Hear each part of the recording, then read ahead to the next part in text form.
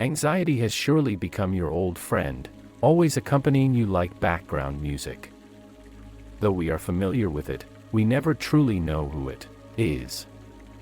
I, too, silently endured it for many years until one day, I mustered the strength to confront it. From then on, it gradually drifted away from me, though occasionally it attempts to make a comeback. It can no longer approach me.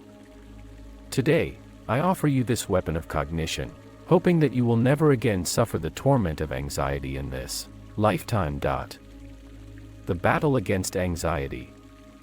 The age of 36 was my year of awakening. Prior to that, my life was in chaos. As mentioned before, even though I was fully dedicated to my job, my spare time was filled with mindless distractions. After this realization, a previously unknown sense of anxiety emerged within me.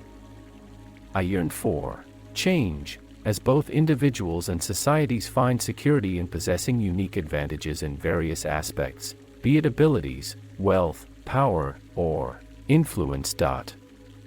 However, after a period of busyness, I found myself at a loss, with no idea where to begin, nor did I see any signs of change or opportunities. The feeling of seeking unique advantages but being unable to obtain them was akin to a child unable to possess their favorite toy. Fortunately, the age of internet learning arrived. I discovered esteemed individuals appearing online, and many like-minded people seeking improvement emerged in various communities. I saw a glimmer of hope and embarked on numerous courses, purchasing countless books, hoping for an immediate transformation.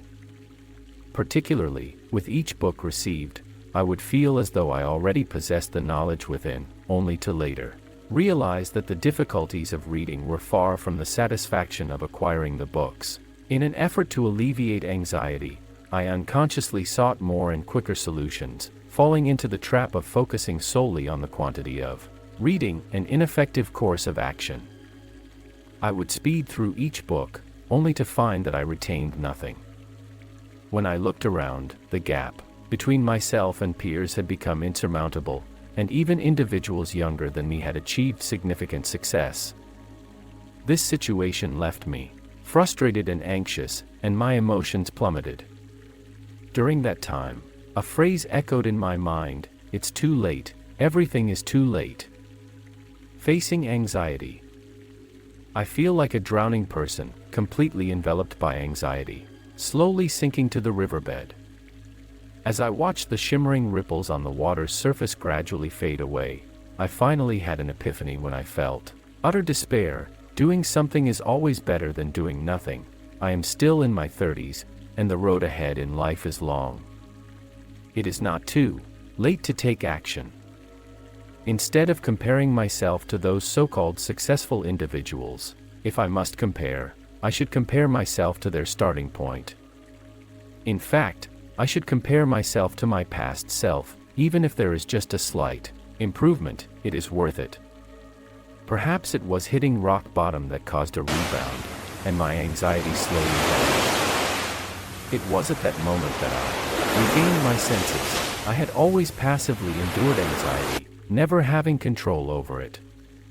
I never knew when it would appear, or how to make it leave, once it arrived. In order to avoid enduring these emotional fluctuations in the future, I must confront it and resolve this turmoil once and for all. One afternoon, I took out pen and paper and listed all the worries, concerns, doubts, and desires in my heart.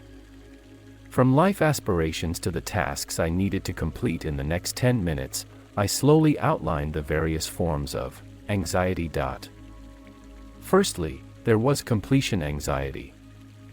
I always filled my schedule to the brim, living each day in the face of deadlines. For example, I wanted to learn many things simultaneously, but time was never enough. I had too many routine tasks to accomplish, and if I wasted a day, I felt suffocated. I would haphazardly make commitments to others, and my schedule would often be disrupted by unimportant matters. In short, whenever my inner desires covered too broad a spectrum or my external schedule was too tight, I found it difficult to delve deeply and remain composed. Secondly, there was positioning anxiety. If I were to compare myself to accomplished individuals in a particular field, especially when starting from scratch, it would be impossible not to feel anxious. How could someone so young already have such a significant influence? They had seized opportunities and gained a competitive edge. I wondered when I would reach such heights. I thought some unique and brilliant idea was only within my grasp, only to discover that someone else had already brought it to life. Incorrect positioning only made me feel like it was too late for everything. In reality, it was a faulty benchmark. Thirdly, there was choice anxiety. Sometimes, having too many choices can also lead to anxiety. For instance, having a sudden stretch of free time, but being overwhelmed by the multitude of things I wanted to do, resulted in wasting time in indecision. I couldn't calm my mind to focus on the most important task, or sometimes, I didn't even know what the most important thing was. Additionally, conflicting viewpoints from successful individuals left me in a state of indecisiveness. Person A said to read every word diligently, while Person B advised reading by topic and not necessarily finishing the book.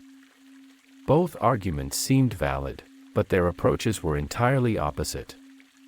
Which method should I follow? Humans tend to seek uniqueness and certainty, and facing diversity and uncertainty can be challenging based on our ingrained habits. Fourthly, there was environmental anxiety. Sometimes, we have to face external limitations due to family or work influences. There are things we want to do but cannot, and there are things we don't want to do but have to spend a significant amount of time doing. This inefficiency or powerlessness can also drive us crazy at times. Lastly, there was difficulty anxiety. Some books are challenging to read, some articles are difficult to write, some knowledge is hard to comprehend, and some skills are challenging to learn. The things that truly make us stronger come with inherent difficulties that cannot be avoided. Without making a firm decision to confront and overcome them, we will keep spinning in circles, and the longer it takes, the more anxious we become. The root of anxiety. To sum it up, there are two main causes of anxiety: wanting to do many things at once while expecting immediate results. As Wang Xiaobo said, all human suffering, fundamentally, is anger at one's own incompetence. The essence of anxiety aligns with this view. Our desires surpass our abilities, and we lack extreme patience. Anxiety arises when there is a significant gap between our desires and our capabilities. Digging deeper, anxiety does not solely originate from our subjective consciousness but also stems from the physiological structure of our brains. We know already that human nature inclines toward seeking immediate gratification and taking the path of least resistance.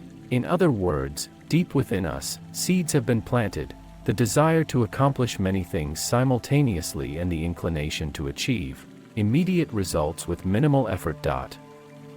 That is the true root of anxiety. Anxiety is inherent, a default setting of human nature. For thousands of years, all people have been the same. It is only in the information age, with a faster pace and heightened competition, that this inherent nature has been amplified. Therefore, there is no need for self-blame or guilt, nor should we struggle against our nature. Instead, we should strive to understand the underlying mechanisms and find ways to change.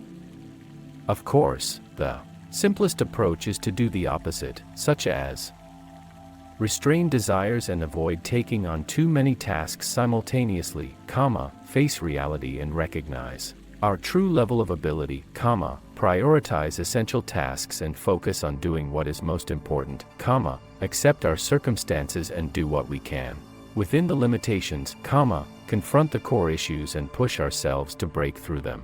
However, these words may sound like empty cliches. Who doesn't understand these principles? The key lies in how to truly enhance our abilities and maintain patience.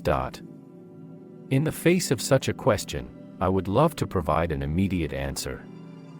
However, a few sentences cannot fully explain it, especially since enhancing our abilities involves various aspects. I will distribute the answers throughout the book. On the other hand, the topic of maintaining patience can be addressed first. Patience can be considered one of the most precious qualities of humanity. It directly addresses our natural inclination toward impatience and seeking immediate results. One could say that with patience, one gains the world. Therefore, it is worth discussing patience as a starting point.